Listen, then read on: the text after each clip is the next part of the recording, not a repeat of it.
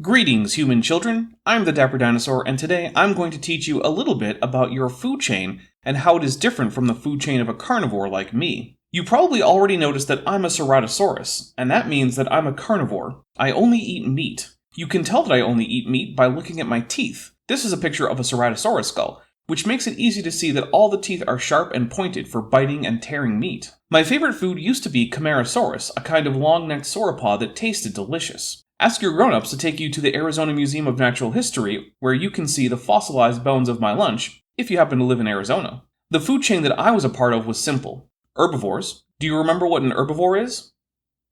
That's right. It's an animal that only eats plants. You can tell that an animal is an herbivore by looking at its teeth. This is the skull from a Camarasaurus. You can see that the teeth are all flat and made to pull leaves off of trees and chew them up. In my food chain, herbivores like Camarasaurus ate plants, mostly ferns, and then I and my Ceratosaurus family ate the herbivores.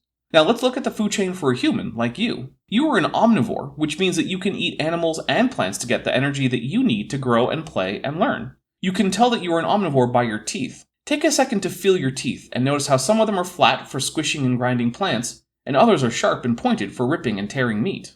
This means if we draw a human food chain, it's going to include both animals and plants. For an example of what this looks like, let's talk about pizza, a food that many human children like to eat. Pizza crust is made by taking flour, which comes from a plant, and sugar, which also comes from a plant, and water, and getting help from a decomposer called yeast.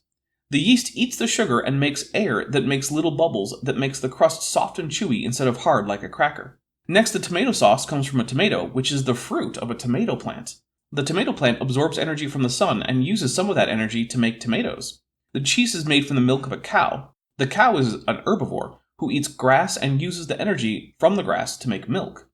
Then humans take the milk and make cheese with the help from another decomposer called lactobacillus. Say it with me, lactobacillus. The lactobacillus eats part of the milk, and what is left is the cheese that humans put onto the pizza. Now let's imagine that this is a pepperoni pizza.